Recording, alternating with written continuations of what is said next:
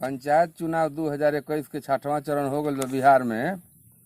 आई देखिए एगो बानगी तनी भोजपुरी कवि सत्येंद्र सिंह सिवानी का ओर से ई जगह होता वहाँ ना होके के चाहिए से जो लोकतंत्र के बुनियाद बनेला। देखिए हमारा कविता के मथेला बा जांगला पर खोख के कि हित अपन होख के ओठ दुनु मोख के लक्ष्मी से जोख के आ जांगला तर खोख के रुपया दिया गई। कले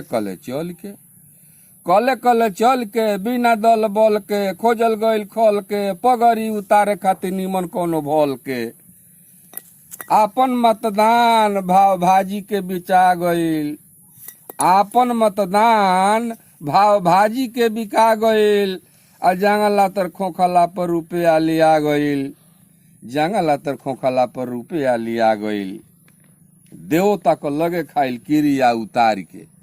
बहुत गाँव में लोग अपना अपना प्रत्याशी खातिर देवता पितर के स्थान पर बैठ के किरियो लोग खाइल हो कि देवतों का लगे खाइल किरिया उतार के नजरी के लाजहाया पानी सब गार के भतैल बा लोग घात कइल ह सकार के आ केवा हनुमान जे देखाई छाती फार के सेती है अधेला पर धीधीरिक धोआ गईल आ जंगला तर खोख खोख रुपया लिया गईल।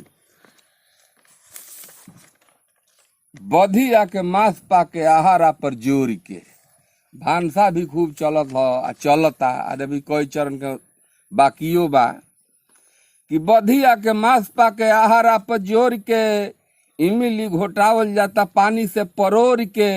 अरे कौन पानी हर वो सब जानते बनी। अब हमरा कहे के का बा कि बधिया के मांस पाके आहारा पर जोर के इमली घोटावल जाता पानी से परोर के ओरमल चटाता खूब अंगूरी से बोर के आ घर का रवाइन भइल गड़ही घिंघोर के। सोझे बैकुंठ मुंड रोहू के भेटा गईल आ जंगल तर खाड़ होके रुपया गिना गईल। जंगल तर खाड़ होके रुपया गिना गईल। राम राम कैसन अभाग देखी आइल बा।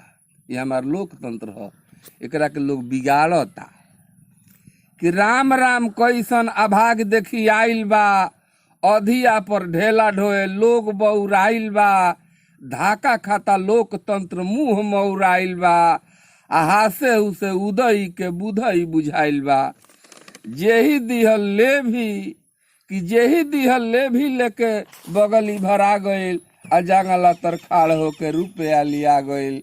जंगला तर खाड़ होके रुपया लिया गईल। आई देखिए अंतिम अंतरा बा कि आग लागल बाग में उजरल सोहाग में मोजरा गवाइल हो फगुआ की राग में। कि आग लागल बाग में उजरल सोहाग में मोजरा गवाइल हो फगुआ की राग में। रात दिन कांपो लोकर देही दना गईल आ जंगला पर कूद कूद रुपया लिया गईल। जंगला तर कूद कूद रुपया लिया गईल। जंगला तर कूद कूद रुपया लिया गईल।